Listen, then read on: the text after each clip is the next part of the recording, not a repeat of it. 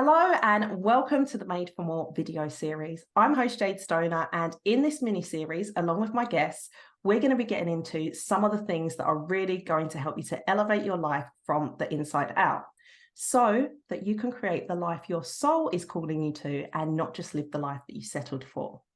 Today, I am joined by the amazing Emily Aarons, who is a renowned intuitive healer with more than 2 decades of experience. And Emily is also a business coach for coaches, healers, and leaders.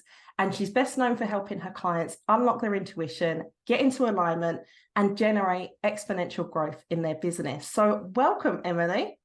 Thank you, Jade. I am so honored to be here. I adore you, and I just can't wait to have this conversation. I'm so excited.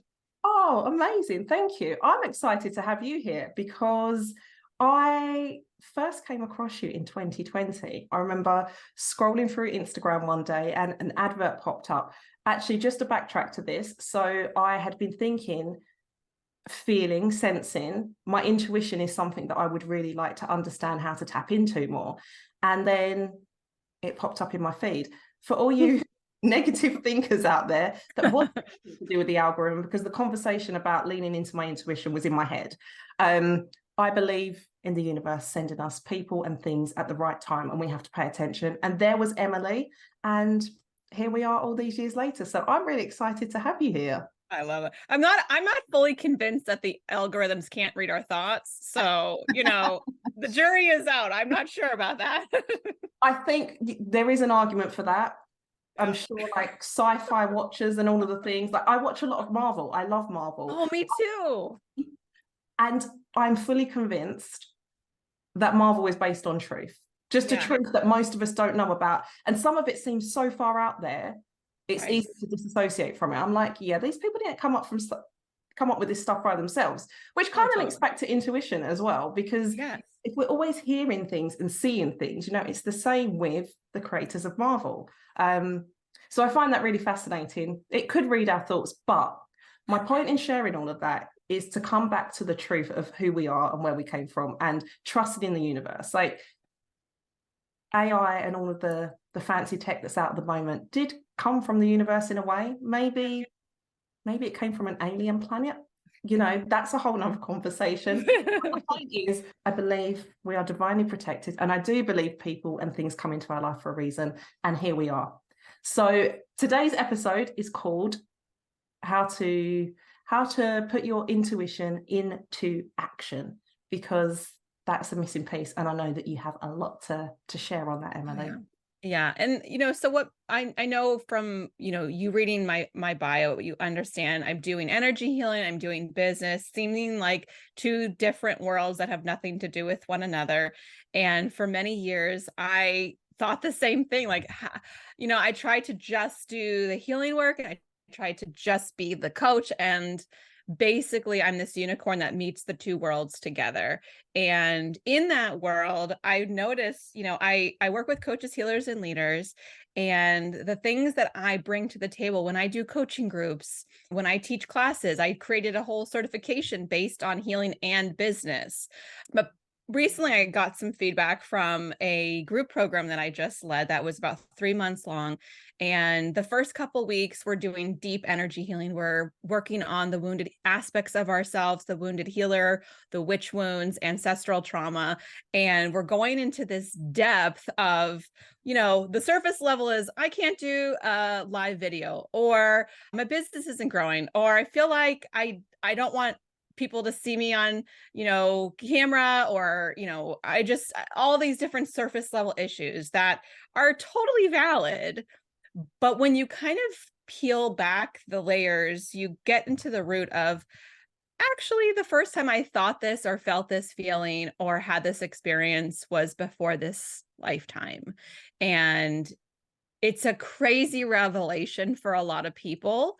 And so when we started the program with this sort of like deep unearthing of these wounds and opening up the next level, connecting with your higher self, then we move more into the strategic and like, how do we get this vision that we feel, sense, know into the reality that we're living in? Because it's one thing to be in this totally blissed out state of connecting with your higher self, that part of you that knows you're here for a bigger purpose. You're here to impact the lives of other people. You have all this success and wealth and joy and freedom, and in your body, you feel completely blissful and totally expansive. But then you like have to deal with real life every day, and, you know, annoying people and whiny and sick children, and, you know, partners who don't pull their weight, and like, you know, all of the kind of things that like make us human. And so we still have to live in this reality, even though we can have this expansive experience simultaneously. And so bringing your intuition into action, somebody gave feedback and said, I loved the program. Also, I wish we did more work in the healing and less in the actual business stuff. Mm-hmm. And so my COO, Amanda, was like eye rolling. She's like, listen, friend, you can't just stay in this state of perpetual healing. You have to also plant your feet firmly on the ground, make a plan of action, and get the things done. It's both and. It's not either or. Just like I tried to put myself into a box in the healing world and put myself in the box in the business world, it's both and. So yes, it's about healing this deeper place within us.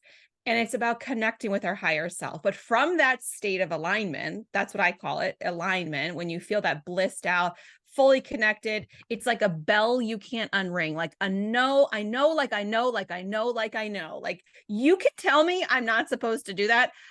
You can't convince me otherwise. It's this deep, deep knowing. And I see your face reacting. You're like, I know what you're saying. I get you. You're with me. It doesn't matter what anybody says. We just have this knowing. It's that plus what are the steps I need to take so that this can be today's reality or tomorrow's reality? What do I need to do? Who do I need to be in order for that to happen? And that's the actual work. And so we thought that was a nice little feedback. Like, okay, great. I love that you want more healing. And we're not going to spend the whole time in healing. And like, you know, I should also say when I'm teaching business and strategy and how to get, you know, stand out in a saturated market, because as a healer, there's a gazillion healers out there. There's a gazillion coaches. So how do I differentiate myself in a saturated market? That's a really big deal to be able to do that. Well, I don't just dive right into that. We do some meditation. We do some energy work to open up the container so that the left brain analytical work and the more strategic work can kind of flow in from that state. So I feel like it's like we've been taught left brain or right brain, not the both and. And some people might even feel like it's irresponsible to just use your intuition. Like, well, you saw this thing in a vision in your meditation, but like, how do you know you can trust that? And that's where people often find me is, you know, I want to use my intuition and be able to trust it, but like, how do I know I can trust it? And I really think that's a big conversation. But for me, I always feel like, who are you not to trust it? And if you're getting a message and in your heart, it feels expansive and light and loving, that is a definite sign that it's a good thing for you. Now, sometimes even if it's a nice, light, loving message, it could also be totally terrifying. For example, made for more, right? Like this is probably one of those things that came to you in a heightened state. Your intuition led you to create this. I mean, I am psychic, but I mean, see, right? It led you to create this so that you could expand, so that you could make a bigger impact, but it's also terrifying simultaneously. And I think that is what a lot of people who are only wanting to focus on the healing and the light work and the intuition are missing. Like, oh, everything should just be blissed out and amazing and light and easy. That doesn't help our soul evolve and expand. It really doesn't. We have to kind of be able to go through a metamorphosis, a change. Like we can't stay who we are while becoming somebody different at the same time. Like if you think of like, you know, spirit showed me butterflies. So it's an easiest form of metamorphosis that we all know of, right? I used to think that when a butterfly went into a cocoon, it just like sprouted wings off of the, caterpillar. And that is not the case. The caterpillar goes inside of its cocoon and truly turns into goo. It literally does not exist as a caterpillar anymore. It goes into goo and it recreates a whole new system of a being that is a butterfly. And as the chrysalis opens up, it's not like this little worm that sprouted wings. It's a whole new, entirely new being that opens up and spreads its wings to fly away. And I feel like we avoid that place of being goo because it's different and it's scary. It's unknown. Like, what the hell are we doing here? I think this is terrible. I don't want things to be terrible. We are wired to move away from pain and go towards pleasure. So if it like hurts and it sucks and it's hard and it pushes you and it feels uncomfortable, then obviously that's not for me. But when you go to that state and you kind of allow that goose state to happen, it moves forward a little bit easier. And what's on the other side of it always is better than what came before it. And I know I've been through that stage just perpetually. Like, this is my new normal of going through these stages. And I also find that when I don't create space for integration and like intentionally have like scheduled rest time, my body will take me down. It will be like, oh, that was a fun idea that you decided to plan multiple weeks of nonstop work and no breaks. That's really cute and all, but no, you need to rest.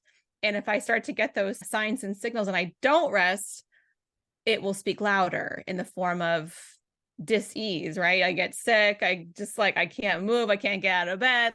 Like, we've all had that happen. And so part of this, change into action, moving into action, is also this being comfortable with being uncomfortable, going into the unknown, going into, I don't know who I'm going to be on the other side of this, but chances are it's going to be better than like the current state, but we usually go into fear. So I feel like I just said a lot. I need to take a break. There was little moments, so many things mirroring back. So you said about in business, the people that like want to stay in the healing and they want to do all the things. And what was reflected to me in that is like in the wider context of the world, so beyond business, how people do the same thing. They come into this idea of manifestation and they start to learn about intuition and the universe and how we're energy and all of these things, and they get really excited and they want to do all the things. And this is partly that it's not taught as part of manifestation, the older stuff, that when you go on this journey, all of the crap is going to start to come up. So then when the crap does start to come up, people do feel uncomfortable and then they think they're doing something wrong. So that's the first thing, or they think that something's wrong with them. And also because it's uncomfortable, they then move away from it, but not realizing and recognizing that that is part of the journey too. And it's learning about how to alchemize all of that stuff. Like the shit comes up for you to heal. And we've been taught to avoid our negative emotions. We're not taught to deal with them. And that's, how people end up in things like addictions and unhealthy cycles and patterns of behavior. They're coping mechanisms to avoid feeling the discomfort. But I love what you've just shared about the butterfly. I never knew that. I often think of a butterfly. I'm not sure that I've ever thought about it that deeply, but if you did ask me, I would have said wings grow from a caterpillar. A caterpillar, right. Not that it literally falls apart. And as you were reflecting back that, I heard that's what a dark night of the soul is. Totally. You literally fall apart. You don't know what's going on. You feel like your whole world's fallen apart. You don't know how you're going to move forward and how you're going to get through it. And you think that the world's ended and it's horrible and it's dark and we still keep on moving. And then there's somewhere that you look back and you're like, I see why that had to happen. It made me stronger. not everybody has that, and that's something that this kind of work is teaching people to do. I often find myself circling back to in my work, like the idea of emotional resilience. Like, again, going back to what I shared about when people start out on this journey and they think that all of the things are going to come to them just like that, they then, when it doesn't happen and the bad stuff does start happening, they then start telling themselves things like, well, this stuff doesn't work, and maybe it's not for me, and maybe I should just settle. So looking at made for more, you know, you're made for more. That's why you're here watching this video. There's this feeling inside of you. You start doing these things, and then it takes longer than you thought it would or should, and it feels uncomfortable, and things start falling apart. Maybe a relationship ends, or maybe you lose a job, or whatever it is. And then you start to say to yourself, or your ego, the logical human part of us, starts to say, well, it's because you're not worthy of having that thing. You're not deserving of having that thing. You should just, instead of setting your goals up here, you should just lower them down a bit. And that's when people move into settling. Yeah, and the ego is so convincing, because the ego is in our own head. It knows us better than anybody else. So, you know, if anything was going to be manipulative and win, it's our ego, because it's right inside of here. And I want to just have a conversation on what is the ego. And it's not that the ego is innately bad. It's not that it's like this bully, like mean girl in your head, asshole. Like, it is really just maintaining status quo. Ego is here to maintain status quo. If you think of that, then if you are here and you know, I mean, obviously, if you're here for Made for More, you know, you're wanting more, right? You don't want status quo. You don't want mediocrity. You want more money, better relationships, more finances, like whatever it is, you want better, more. So that means you better create a very healthy relationship with your ego, because ego is going to show up all the time. And the evidence of your ego being there, the thoughts that come up and say, no, you shouldn't do that. You shouldn't set a goal. That's too big. You know what? Remember last time you tried that? Remember the last time? Oh God, you remember? And it's going to flash these examples of like doom and gloom, death, isolation, broke, dead. It's going to be the worst, just to scare you away from disrupting the status quo. And when you can just go, oh, the ego's here as evidence that I'm growing. Oh my gosh, I am actually moving past status quo. That's the only reason why ego shows up. That's ego's job. So if ego is here, that must mean I am actually growing right now. In this moment, my thoughts are getting bigger. My energy is changing. I'm becoming more magnetic. I am shifting literally who I was to who I want to be. Otherwise, ego wouldn't say boo. When you're sitting on the couch and doing nothing, ego is not like haunting you, like, look at you, you're just blah, blah, blah.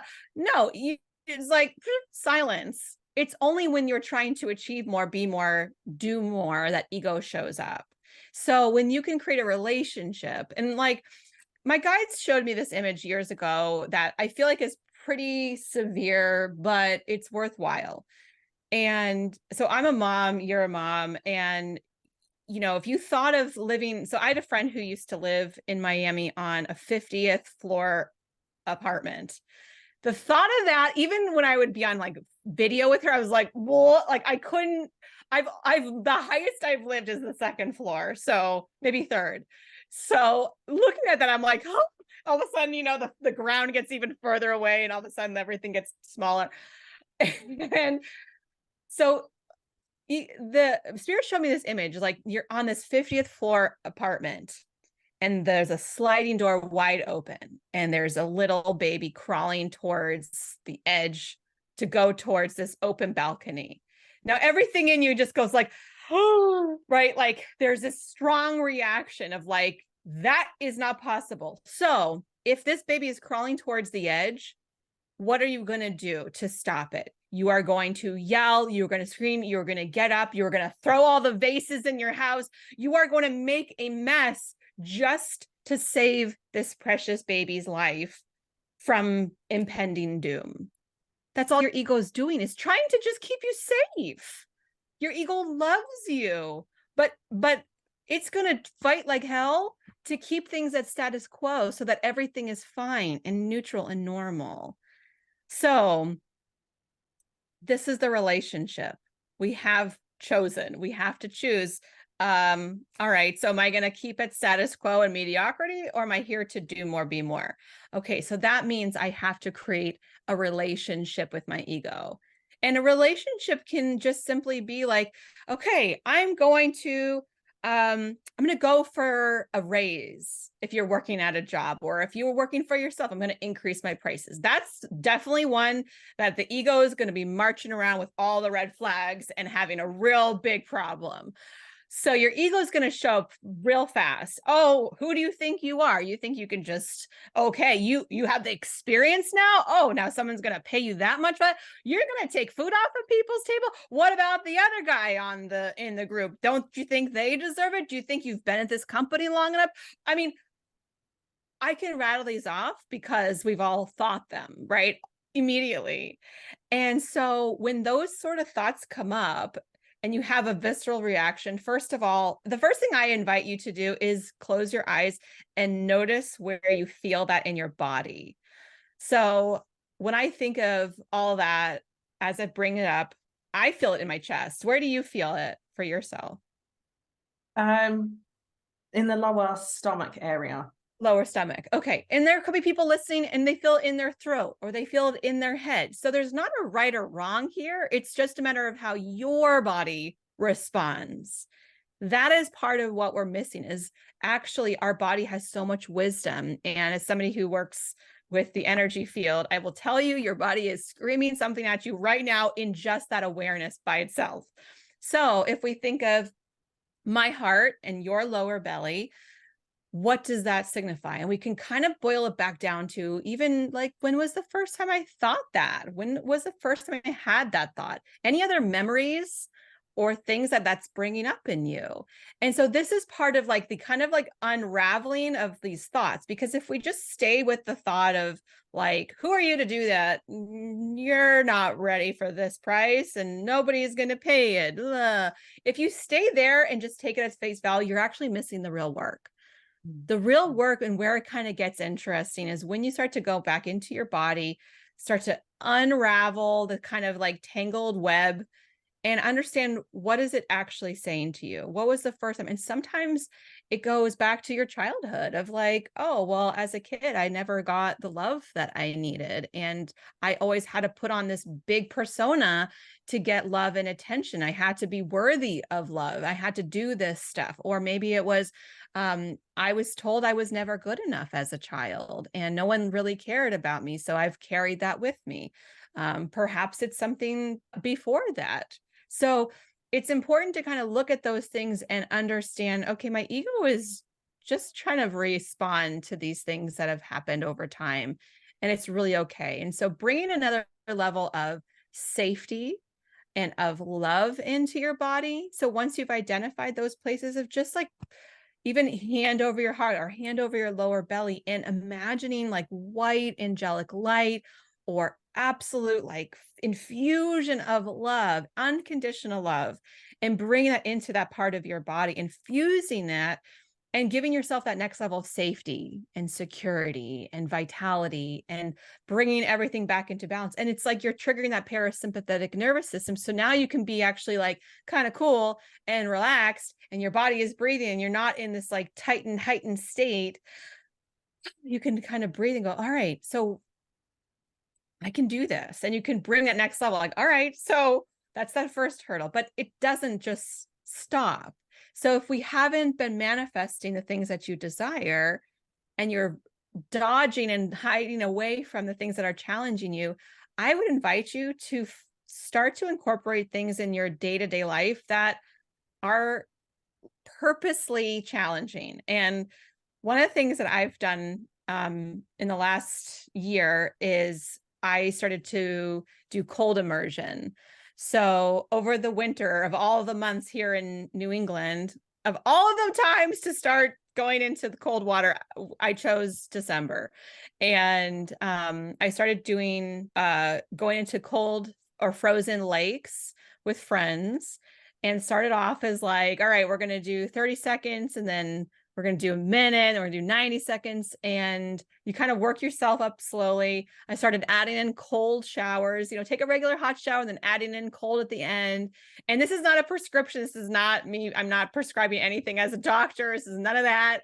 But I noticed that when you intentionally do things that are difficult, and you can learn how to regulate your system, you can learn how to breathe, and then it's over. And then you get this like, holy shit, I just did that hard thing. I am unbelievable. And you get this like rush of adrenaline, all these amazing endorphins, and like all of this dopamine surge, like all the hormones in your body are just like, yeah, you can. It helps to reprogram literally all of the neurons in your brain, your body, your chemicals that say, it's actually, I'm not going to die when I do difficult things. I know how to do this. I can breathe. I can regulate. I can make it through this. And if I can do this hard thing, I can do other hard things. It's so powerful. And I mean, it doesn't have to be cold for you. It could be like starting a workout routine, or I don't know, for everybody, it's something different. Maybe it's a hot sauna. Maybe you're working with heat. But for me, cold has been transformative in helping me to lower my stress and cortisol, and helping me to combat stress and seeing difficult challenges as just part of the norm and being able to overcome them in a healthy way. Yeah. And for all of you watching and listening that are like terrified at the thought of cold water, I am the evidence that you do not need to plunge yourself into cold water to heal. As Emily said, like there's different ways for everyone, right? Safety is healing, and that's such a key thing that you touched upon. I've recently learned about havening. I've mentioned that on a few of these videos now, and just literally touching your own body, skin to skin is best, but even through your clothes, and just rubbing your hands and moving them and feeling yourself in your body. Because what often happens is that when we go into fearful states, our tendency is to disassociate. It's to open parts of ourselves, to move out. And actually, as I'm learning about trauma and nervous system healing and all of that kind of stuff, is about coming back into your body, which I really, really love, because I guess a key theme of my work is about coming back to you, stepping back into your power, about you looking within for the answers and not looking outside. And again, what a lot of people do in discomfort and fearful situations is they look to move outside of themselves. They look for something to distract them. And actually it's about coming back into yourself. And, that havening or doing yoga or breathing, a breath work, again, not one of my favorite things, but I know a lot of people advocate about breath work because it's really good for coming back into your body and healing and all of the things. So yeah, it's definitely about doing what works for you. And so you've spoken about ego, and I want to, what does the voice of the soul sound like? What does the voice of intuition sound like? Because I'm sure lots of people are familiar with the ego and that fearful voice. Yeah. As you shared earlier, we're wired with that negative bias to look towards what's wrong and all of those kind of things. So what is the opposite of that? What is the voice that we want to turn the volume up on? We want to turn down the volume on ego. We want to turn up the voice on intuition. What does that sound and look like? Yeah, the intuition is different for everybody. And so full disclosure, I never thought I was born intuitive. I never, when I was a child, never thought I was intuitive. Now I did go to energy healing school, massage therapy school right after high school. So I was 18. I knew I needed to do this work from a very young age. I was a weirdo in high school that bought books on natural healing and crystals and homeopathy and astrology with my, my part-time job money. None of my other friends were doing things like that. So that's how I know I was a little bit weird. So I always knew that this was sort of my path, but even still, I never thought I was intuitive. And so when I started to learn about spirit, when I started to learn about energy, I was like, I don't know about this. And when I'm doing these practice sessions, I'm moving energy and I'm like, am I even really doing anything? I'm just using my imagination. This is not real. Until one day I had a woman in the student clinic and I was moving energy with just a touch of one finger to different points. So similar like an acupuncture meridian, It was moving energy down a meridian line.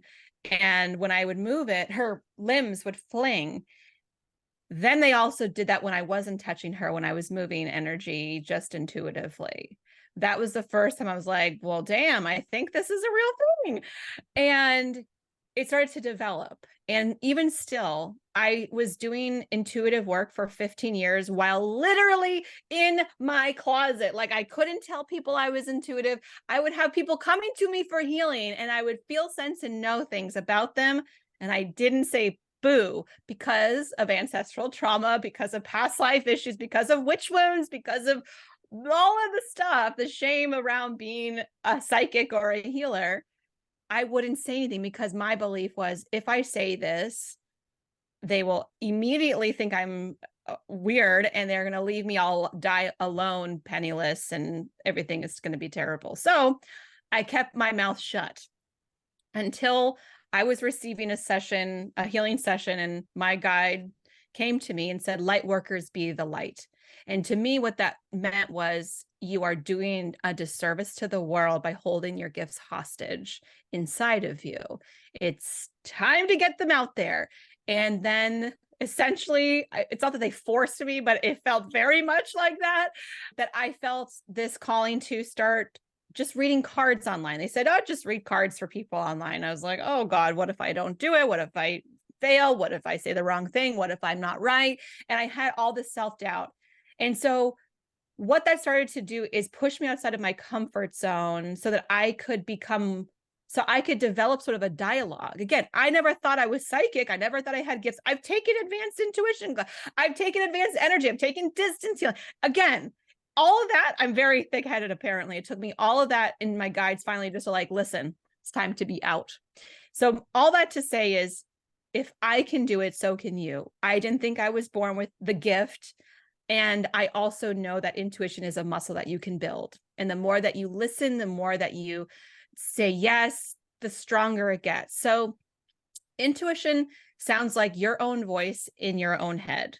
It doesn't necessarily sound like Gandalf or some other like beautiful angelic voice. It sounds like you in your own head. And a lot of times our intuition speaks very softly and subtly, which is why we have to get quiet to listen. And so you listen through things like meditation, walking out in nature, taking a shower, going for a run, cooking, going to the bathroom, taking a shower. Those, even driving a car, like your intuition is always speaking to you. It's not like you have to turn on the on switch because it's been off. It's always speaking to you. When you walk into a room, it has been scientifically proven that you can pick up on the energy within 2 seconds. Your intuition is on, whether you know it's on or not. It is. And so we have this entirely intricate and like beyond our own intelligence system that is always on, always awake and picking up on things. Our whole energetic field is made up of subtle energy that is wired innately together. And so even if you walk into a room and you sense something is off or weird, or maybe it's great, you can sense it. No one has to spell it out. This is not written on a scroll somewhere. This is a good room to be in. Like, you just feel it, sense it, know it. We've all had that time where we've thought about a friend and then they call us or text us, right? We've all had that time where you think you're going to go out, okay, I'm going to go, for a walk today. And there's some voice in the back of your head. It's like, you might want to bring an umbrella. And you go, there's not a cloud in the sky. Your left brain kicks in and you go, nah, I don't need to do that. And you justify all the reasons why your intuition, which is thinking more softly, subtly, is wrong. So here's when we can start to develop your intuition. In that moment, when your intuition says, oh, you might want to bring an umbrella or a little jacket, and you look out and you validate, no, I do not. In that moment, you can just say, you know what? What's the harm? So I bring an umbrella. So I bring a jacket. Okay, fine. So I have an umbrella or jacket in my bag or my car. Like, is it really the end of the world? No, not really. But what we typically do is we discard that thought and we go to the left brain that goes, nah, it's fine out. I'm going to keep going. We go and then we go, oh my God, now the clouds are rolling in. I wish I brought the thing. I knew it. Damn it. I knew I should have brought that. And we go to regret. And so we are usually doing that sort of thought patterning. You know, you meet somebody and you're like, oh, I got a funny feeling about them. And you're like, no, they're nice. They're fine. Everything is good on paper. Look at all these credentials. And look, they know these people and they're fine. And then they turn out to be a total jerk or a creep or whatever bad person. And you go to yourself, oh, I knew it, right? You had that instinct. You had that gut feel. You had something that had that spidey sense that said like, nope, this is not right for you, but you second guess yourself. So the way to stop second guessing yourself and to start trusting your intuition is literally to start listening to your intuition at every single turn about the most stupid, mundane, seemingly insignificant scenarios. And so how we start to do that is a little bit at a time. You know, the thing is, you're not going to get some huge, like profound, you know, what's that movie? Well, I guess they do it in Harry Potter. What's that teacher who's like, she's the big glasses and she goes into like this altered state and she channels like, oh, this is going to happen. But mostly she's full of shit. So it's not like you're going to get this huge, profound message that you suddenly channel out of thin air, but you have to practice. So you can think of your intuition and your spirit team the way that you can think of like you and a close friend. So if you've ever had a close friend that was in maybe a toxic relationship and they kept coming to you and saying, oh, this is happening and this is happening and this is terrible and da da da, what would you do? And you keep offering, oh, you know, your condolences and your support and your love, and here's some things maybe you could try. And then they following week, they just come back and the same problem keeps happening. You're like, oh, well, did you try the thing that I suggested or that we talked about you were going to do? And they go, oh, no. And then the next week, the same thing. And the next week and the next week. And you're just finally so exhausted by their bullshit that you're like, I can't keep this friendship anymore because first of all, it's not balanced. It's not equal. You're not listening to anything I say. And it's like, it's falling on deaf ears. So you kind of sever the tie. That's the same thing that you are doing right now with your spirit team. They are giving you advice. They're giving you love and support. And you keep coming back for a sign. You keep asking for more signs. You keep asking for more and they're like, I don't know what to do with you right now. I'm giving you the validation. I'm giving you the sign. You're still not heeding my advice. So like, I'm done with you. So it kind of like, it's like you need to create a relationship with your higher self, with your intuition, with your spirit team by just listening each and every day. And one of the simplest ways that you can start listening and developing that strength of intuition and that connection with your higher self, your spirit team, is asking, right? So we always love when somebody asks us of our opinion and our advice. What would you do? Do you have something to tell me? And you're like, do I? I will tell you something. Our spirit team is the same way. So let's just say you wake up first thing in the morning, take a few deep breaths. Before you really like wake up and start like processing what's going on for your day, just a moment of gratitude for your day. Set your intention to be clear and aligned and balanced, and ask, is there any information that I require today to be in my highest alignment? Sometimes you might get a message. Sometimes you don't. Doesn't matter. It's not good because you get a message and bad because you don't get a message. What will happen if you don't get a thought or an idea or a feeling or a sensation immediately is that your day is going to go on and it's going to be like you're going to just be gently guided this way and gently guided that way. And suddenly something will pop up and go, here's some profound message. Or you go out for a walk and you get this like huge download of something that you've been wanting to do. You have to be open for the ways that your intuition speaks to you. And some people have more clairvoyance where they see images or like a movie in front of them, or claircognizant. I tend to attract a lot of folks who are claircognizant, which is a deep knowing. It's a know that you know, like you know. And the problem with claircognizant folks is that you get this knowing and then you're like, why do I know this? Where do I know it from? Where did I read it? Who told me that? where can I validate this information from? And you go into this like zoom, like left brain. And it's typically people who are super intellectual, so smart, like really savvy people, but you don't have to know where it came from. You're not citing it. You're just knowing it. You are the source.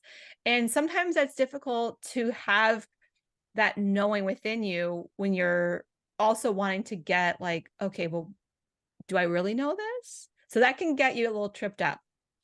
There's also clairsentient, people who feel in their body. So again, bringing yourself back into your body when you're going through things, when you're making a decision, your body is a great vessel. Like when I'm making decisions in my business, like, so we had a call this week, my team members and we were talking about an idea for a retreat.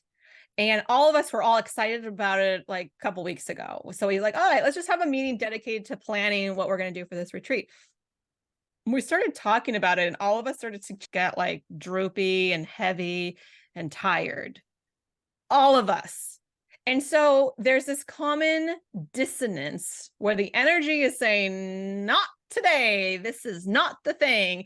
If we were to disregard how our body reacted and responded to this concept, we would have been totally missing all the information that was flooding into our systems.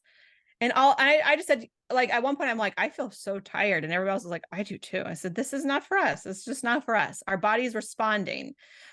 Conversely, there's a cognitive resonance that when things happen and you have a similar reaction response energetically and it's positive, there's this like effervescence of energy. Like my COO, Amanda and I, we co-taught a mid-year planning session a couple days ago, and we were buzzing like the entire, it was a 3-hour session we were leading on Zoom, 3 hours. You'd think you'd be exhausted. We were buzzing afterwards. We were high as a kite. And so it's like, we have to listen to our body's response. So there's multiple ways. You can also have clairaudience. So you can maybe hear things. So sometimes you might be walking, all of a sudden you hear like a song buzzing in your head or ringing in your ear, or might be actually your own voice in your head or somebody else's that's sharing a message. So there's not just one way that you receive messages. There's all of these ways. And we each have like a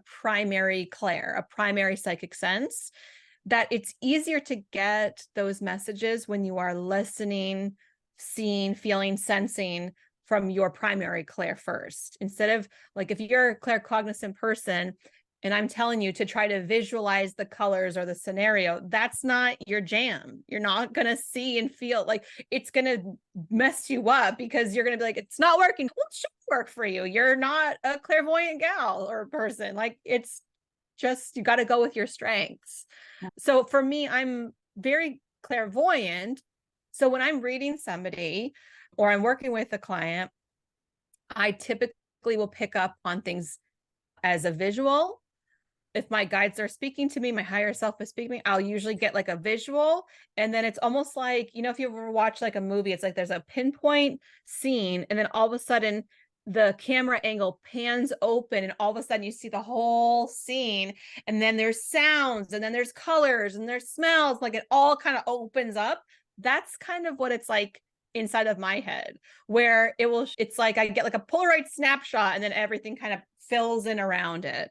And it's taken me years to develop, but all of my senses are open. And so there are times where I'm reading somebody and then I'll feel like, oh, I feel like funny in my hip a little bit. I wonder, what is that mine? Is that theirs? Oh, it's theirs. What's that? What's going on? And I'll sort of kind of feel into what that is. And then the whole scenario opens up when I start getting a little bit inquisitive. So I think the other part of developing your intuition and developing, like understanding that higher self, knowing what your intuition sounds like, is being inquisitive. So, you know, if you're trying to use your intuition, you're like, I'm asking about my day, but I'm just seeing this like pink cotton ball. I don't know what that means. Well, neither do I. And that's the funny thing. People come to me after like a huge, like profound meditation or spiritual experience. And they're like, I saw this pink cotton puffball. What does it mean? And I'm like, I don't even know what you're talking about. I wasn't there. Did you ask when you were in that moment? And they're like, oh, yeah, that would have been a good idea. So when you're in that energy and you're getting signs, signals, sounds, smells, colors, anything at all, ask about it. What is this? What does it mean? Is it trying to tell me something? Why is it? What other things does it make me think of? And sometimes what happens, you start to develop your own language. So as an example, I was taking an intuition workshop maybe like 10 years ago. And we did this class on psychometry, which is you have like a physical object that you put in someone's hand and they read the object for what kind of energy is coming with it. And we had our eyes closed. Our partner puts the object in our hand. So you can kind of, generally, like if somebody gave you like a lip gloss, right? You're not going to be like, I don't know what this is. Like, you're probably going to know what it is when somebody puts, you kind of know what it is, but then what you're feeling and sensing is something so much more beyond that. And when I started to do that exercise, I immediately started to taste metal in my mouth. So that's weird, right? You just put an object in my hand and I'm tasting metal. And so for me, I was like, first of all, what the hell? I don't know why my mouth is tasting metal. But then once I started to kind of relax and start to get curious about the energy in my hand, spirit came in, past loved one came in and started to share information. I never thought that I could talk to dead people, never wanted to talk to dead people. But when I did that exercise, I tasted metal and then I connected with past loved ones. In sessions, when I do virtual sessions, if I'm talking to someone that all of a sudden I start to taste metal, then I'll start to kind of drift off and like, is anybody here? Do we need to talk about something? And I'll start to have this sidebar conversation to see if there's spirit that wants to share anything. And a couple of years ago, I was interviewing this guy for my podcast and he was in the middle of something and I'm like, oh boy. And I started to taste metal and I started to get this message from his grandmother as he's talking. And I'm like, well, this is awkward.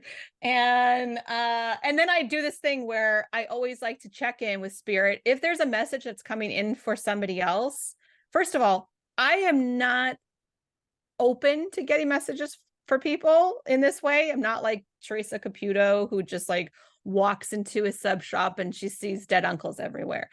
I don't want that in my life. So I don't tend to get any of that. And frankly, I should also say this, if other people come to you unsolicited with information that came from spirit, do not take it. You did not give them permission to access your energy field. So whatever they're giving you is probably not having to do with you. It might be something else. So with this guy, I was asking, like, is this in his highest and best interest to pass along this information? Is this for him? And they said, yes. So do I have to pass along this information now? Yes. Okay. So on the podcast, I'm like, by the way, so it was very strange, a little awkward. And when I shared the information, he's like, that's definitely my grandmother. And thank you for that message. So I think there's a lot of ways that you can start listening to your own intuition. The first piece of advice I would just say is to set up at least a minute every day, breathe, get quiet, and tune in. It will start to develop little by little by little. And the next thing you know, you'll be having full-on intuitive conversations about everything. And I honestly don't really differentiate between like, this a channel thought? Was this my higher self? Was it a spirit thought? Was this my own thought? I just let it, whatever comes in, I allow it. I don't have to differentiate. Doesn't make sense to kind of like, okay, well, is this my own thought? Was this from higher self, or did I channel this? I just let thoughts come. Yeah, I think it is about creating your own connection and experience. I don't differentiate between stuff. I hear stuff, I feel stuff, sometimes I see stuff, and just go with it. As you said about this video series, I don't even remember how it came about. I think I heard it and it just felt really, really good.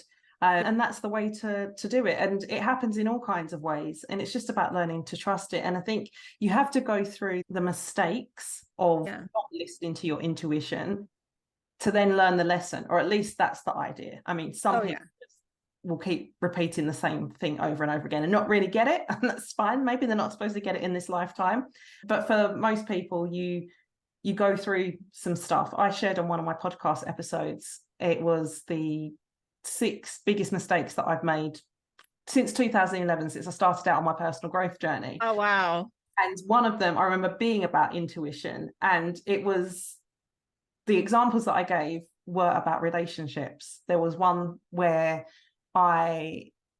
this guy I was seeing, it was never supposed to be anything serious, and he said he wanted to be with me. And I can still see the scene in my head. I was sitting on my bed in my mum's house, and everything inside of me, it was very clear. I heard the voice very clearly. It was like, no, this is not for you. But I was a codependent at the time, people pleasing. It was all the thoughts of, I can't say no to him, I'm going to hurt his feelings. Well, why not?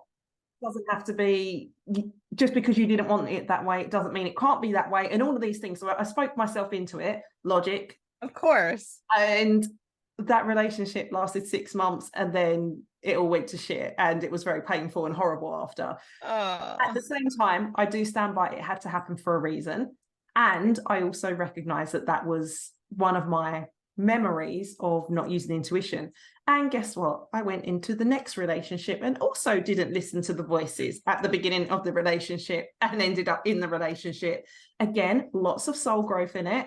And they're all the little things that I can look back now and go, oh yeah, but do you remember, you didn't listen to your intuition there, you didn't listen to your intuition there, and look where it led you. I do believe everything happens for a reason. And I also believe that we have free will in life, and you hear these messages, and it's like you come to a crossroad. It's like, take route A if you would like to not listen to your intuition, and you take the long route back to where you're meant to be, or you can take route B and listen to your intuition, and you can bypass all of the crap. And that's kind of life. I also heard what you said around not knowing that you were always intuitive. And I think, well, firstly, we're all intuitive. We're all spiritual beings having this human experience. To the degree that we are intuitive or not is something else. And I find it really interesting. And I shared on another one of these episodes how I've had conversations with a lot of women recently. And I was absolutely fascinated how I think I asked a question like, do you consider yourself intuitive, or something quite generic like that? And literally 8 out of 10 of these women, none of them appear spiritual on the surface. They would never class themselves as that. They're not necessarily in the same industry as we are. And all of them shared an experience of being intuitive. A couple of them had really, really powerful ones. Like one told me how she did this thing where she like connected with another person through her heart, and she would see these visions, mind-blowing, very powerful healer. And also she then had these thoughts of, I'm not intuitive, I'm not this thing, and and it's like, wow. And then it's all masked by pain and fear, because they'd had these experiences that had then scared them. The particular person, who I believe is very powerful, she got, I think there was an incident where she tapped into someone's heart, and it was quite funny. She said, so it was her friend, and she said that the heart was going really, really fast. And then she thought after she'd done it, she was like, oh shit, I think she's having sex. So she then asked the friend after, and that was indeed the case. I was like, yeah, that's probably the kind of times that you should ask people permission before you tap into their energy. And you know, she's now off on her path, and like bringing that piece of her back into herself, like that piece of integration, and bringing herself back to wholeness. But how many people have these intuitive gifts, people that don't class themselves as intuitive? And you said how we all sense this stuff, like our bodies are very, very powerful. And I find it fascinating. So I am about to share a post on my social media. So I was saying to you before this call started that, did you do today on purpose? So as we're recording today, it is the 7th of the 7th. And it's kind of like, yeah, whatever. But my understanding, my basic understanding, is these are energy portal days, and there's a lot of high vibrational energy coming in. And if you Google something called the Schumann resonance, you'll see it's very high, and there's all of this stuff. My point in sharing all of this is what I find fascinating is I've slowly started to share more of this stuff. Like I've experienced this stuff for years, but I would only talk about it with certain friends because, you know, people think I'm weird and I don't fully understand it myself. Now I'm kind of like, just fuck it. I'm just going to share it. What fascinates me is the messages that I get and the comments that I get. People that, again, don't class themselves as being spiritual, or I wouldn't have ever thought they were about that life and into things like, I don't know, crystals and incense and cards and whatever. And they say to me, thank you for sharing that, Jade. That is exactly how I'm feeling today. Like you've helped me to understand why I was feeling this. One person said, I thought I was getting sick. Somebody else said, I thought there was something wrong with me. I thought that I was starting to have like the start of a mental breakdown or something like that. And all of these things that have been normalized in our society. And my thing is, no, there's all of this, imagine like all of this energy, like just being shoved down into the universe. Our bodies, our tuning forks are feeling it all. And it's about how we operate with it. And I shared with you.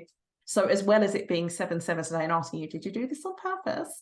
I woke up with a pounding headache this morning. Yeah. I actually had to question myself this morning when I woke up. I was like, did you drink alcohol last night? I was like, no, I didn't drink alcohol last night, but I feel like absolute shit. And I can start feeling cold symptoms coming through. And I know, my intuition knows that it's okay. I'm safe. There's nothing wrong with me. These are what I call elevating symptoms. There's this energy being plunged down. It's alchemizing itself with my body. My body's getting rid of all the shit. That comes out with my throat is starting to hurt. My nose is starting to run. My head hurts. And for me, I kind of get excited because I'm like, well, these days I do. I'm like, oh, there's something big coming out of this. Right. To my next level. And particularly when it's to do with my throat, because of my throat chakra and that getting an upgrade. And obviously I've started to film this series over the past couple of weeks. I'm doing my next level qualifications behind the scenes. So I just find it all very interesting. And I often share, when I share these posts, to say, you may not fully understand all of this. I'm not claiming to, I don't. But just assess with what I'm saying and how you're feeling. Do they match? What's your body saying to you? Like, how is it speaking to you? Because that's what I believe we need to start tapping into, like the wisdom in our own bodies. Like, we are all powerful and intuitives, and it's about us coming back to the truth of that. And kind of going back to what you said about we're all born that way, but owning that. And society doesn't set us up that way. In fact, it sets us up for the opposite. So this is about us as individuals and a collective coming back into our power and owning, what is my body trying to tell me? What is this voice inside of me saying? Yes. And it's for most of us, it's unsafe to be in our body. It's not comfortable. We've been told our body is bad. It's not smart. It's ugly. It's fat, or whatever the things that we've been programmed to believe about our body. So it's not been a safe place to come into. And when we reclaim that, we become embodied. And I know it's funny. It's like hearing somebody say like, oh, become embodied, to open up your intuition. He's like, oh, I don't even know what that means. But really, when you are not just living up in your head, when you are in full embodiment, that can mean that you have a full body yes, and you live your life from that full body hell yes state. So what do you think that's going to do for relationships, for friendships, for jobs, for money, for clients, for health?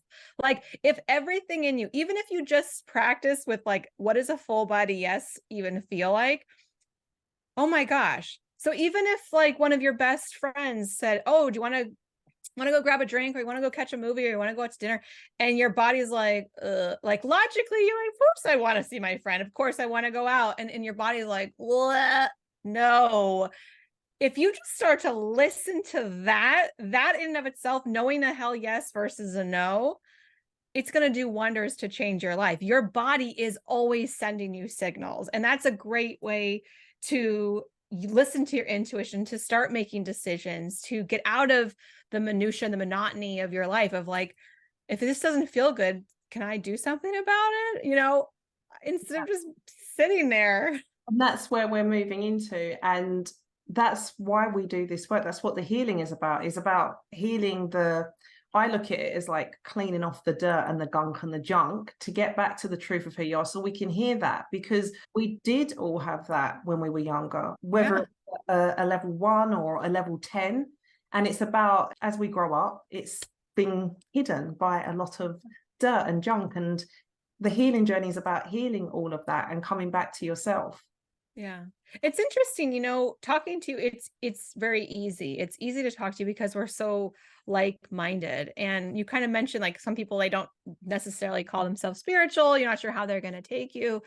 But when you can just be yourself, you find other people who can just be themselves. And that creates this like authentic, deeper connection. And you mentioned at the beginning of like maybe relationships change, you know, when you are on a spiritual path, meaning you are wanting to heal, you are seeking out change, you are wanting to become a better version of yourself, the people who are not a match will fall away. And it's not that you don't love them or you don't have a great relationship, but when you're focusing on your own personal growth, it's a simple thing of like who resonates with that energy and who doesn't. And I mean, we could probably do another like 2 hours on family dynamics and roles and constellation, but we're not. But I know for me, the more I know myself and the more I have these amazing, deeper friendships and connections with people in my life. And it's enriching. And I don't feel the need to hide who I am anymore like I used to. And the more, I mean, I met a therapist for my son this week, and she was like, oh, so we talked a little bit about, I'm taking him to go see her for grief. She specializes in grief. And I have great conversations with my son, probably different than most people talk to their kids about death and dying. You know, we talk about, you know, visitations and dreams and where do you go when you're dying with a whole different lens. And so she's like, tell me a little bit more about yourself and your husband. Like, what do you do for work? And I told her, and she's like, oh, so, okay. And then like, she dropped her guard. It was like this interesting thing that happened. She's like, okay, so a lot of people don't believe it. She's like, do you know about EFT tapping? I'm like, of course I know about EFT tapping. She's like, so would it be okay if I did some tapping with him? I'm like, yeah. She's like, well, some people don't believe it. I'm like, I mean, it's science backed. I mean, I don't know if you can believe, like, do you believe in gravity? I don't know. Like, it's just a law of the universe, you know? So like, yeah, of course you could do that. But she's like, so, okay. And it was like, she was trying to get her footing with me. And it's interesting.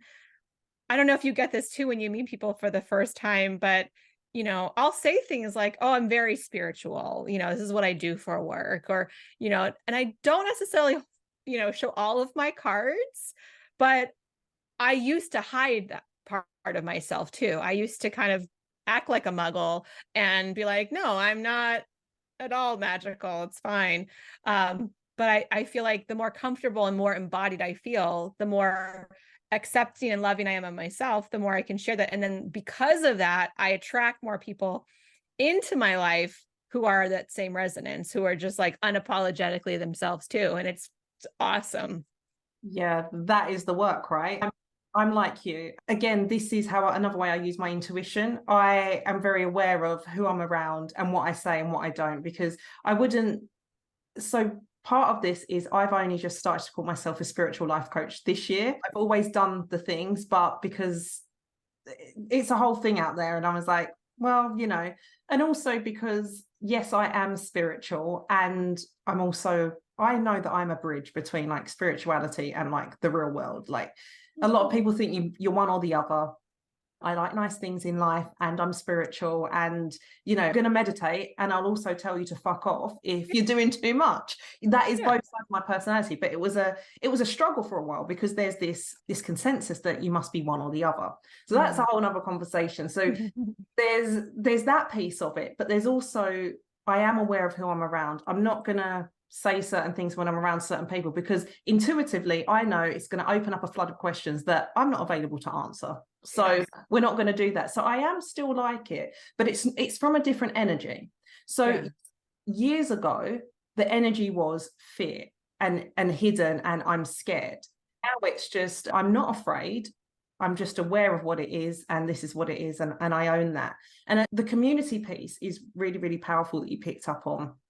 And I am a very, very loyal person. Relationships are such a massive part of who I am. And I've always grown up, dreamt of having life in a certain way. So the friends that I was around, as you said earlier, there's no bad blood. I found it very difficult, and I was elevating very, very fast. I was healing certain things and growing, and the people around me weren't. And then I felt the need to hide parts of me, or not say certain things, not declare the huge vision of my dreams and what I wanted for my life. And sometimes when you touch upon it, I remember being at a wedding once, for example, and they were all married. I wasn't. And they all said, I don't know how it came up. It was like, how many times a week do you have sex? And the answers were like 1 or 2. And I'm like, and they're like, well, when you're married, I'm like, I don't subscribe to that. I don't understand being in a relationship, sleeping next to someone and just doing that like twice a week. Like, I don't get it. But they all looked at me like I was weird. And I also intuitively felt, heard, that the thought was also, well, what do you know? You're not married. So come back and speak to me when you're married, that kind of thing. And when you're around environments like that, it does hinder your growth. And actually, I did a podcast episode, I think in March, about this exact kind of thing. And it's like, as you're growing and you're healing, it's okay to let people go. I never knew that. And it was just a very painful experience of like losing people or having to let people go. And that is a part of the journey as well. And it's not, there's no animosity there. It's nothing but love. And it's just recognizing we're not right for each other anymore. What you were saying, you said about when you were planning your retreat. And I reflected in that. So connected to the community piece, I'm planning on launching a membership later on this year, soft launching it, and then like the big thing next year, 2024. And the initial idea I had for it was one thing. And then as I've started to lean more into it, because we're getting closer to the time that I want to launch, there was something just not quite there. And it was like, yeah, I can do that and it'll work and it'll be great. But there was just something not quite there. And then something else came through me over the past month or so, and that is like that full body yes, and it's excited and it feels expansive, and that small contraction. And that's another way that I know, and that's also part of my human design as well. I'm an emotional solar plexus. That's how I do things. So knowing like if something makes me feel expansive, that's a good thing. Let's move forward with it. If it feels small and contracted and not very nice, it's probably not for me. And I know it's not fear as well, because that could also be interpreted as fear. It's not that. So it's really about learning to, as you said earlier, how our intuition speaks to us. And then, of course, hearing it is one thing. Got to go take the action on it, even when it's hard, even when it's scary, even when it's uncomfortable. And that's the key thing, isn't it? Yeah, because you can feel fear and feel expansive at the same time. You can feel both. It's not one or the other. I mean, I have huge lofty goals for myself, my business. I carry enormous expectations on myself, and I feel terrified when I'm doing things I've never done. And, oh gosh, well, could it work? Could it not work? And I get that, but then I can drop into, this is what I'm here to do. So that's ultimately what drives me. And I can go, all right, I'm just going to put one more foot forward. And even when you get those fearful thoughts, it's like, okay, what is this showing me? What is this teaching me? What do I need to look at that I haven't seen, and make peace with it? Like, it's okay to have fear. And it's okay to still move through that and find what that next level looks like. Yeah. And it's about coming back to the safety, right? You can feel the fear, but then knowing how to bring your body back into safety. And that's where the somatic work comes in, and knowing how to breathe and what to do, whether that be, one of the things that I like to do is take off my shoes and go walk in the garden barefoot, and just bring yourself back into that safety and the self-talk. I'm okay. I'm safe. It's okay. We can do this. I guess it's talking to like the baby, the child. Absolutely. How would you talk to them? You know, there's that small scared child inside of us, our inner child, and it's talking to them and letting them know it's safe. I've got you. It's okay. It's going to be okay. Absolutely. Yeah, that inner child work is never done. Never. Love it. I'm glad you brought that up. Yeah. That could be an entire episode. Yep. Yep. Well. I'm like really trying to keep my mouth shut because I know we're at time and I'm like, and well, as I've learned on my journey, it's never done. And that's I think it gets easier because we learn how to move through it quicker. But that's one of the things that trips people up, is believing, well, when I've healed this thing, or when I've done that thing, when I've made this amount of income, then everything's fine. I've had lots of experiences where it's not, and that was painful. And now it's just learning, we just roll with it. I didn't die all those times. I'm not going to die this time. We just roll. Yep, exactly. Thank you so much for coming on, Emily. It's been a joy to have you here. Thank you so much, Jade. It was great to chat. And obviously we have so much in common that we could talk about forever. And thank you for inviting me. And thank you for everyone who's been here listening. It means the world to me to be able to share this work in the world. And I hope that it was helpful or inspiring or resonant. And I would love to hear how people have reacted to it. Yeah. Leave your comments in the comments. Also, in the video description, I'll leave all of Emily's details, how you can go find out more about her work and how she can help you, and all of the amazing things that she offers.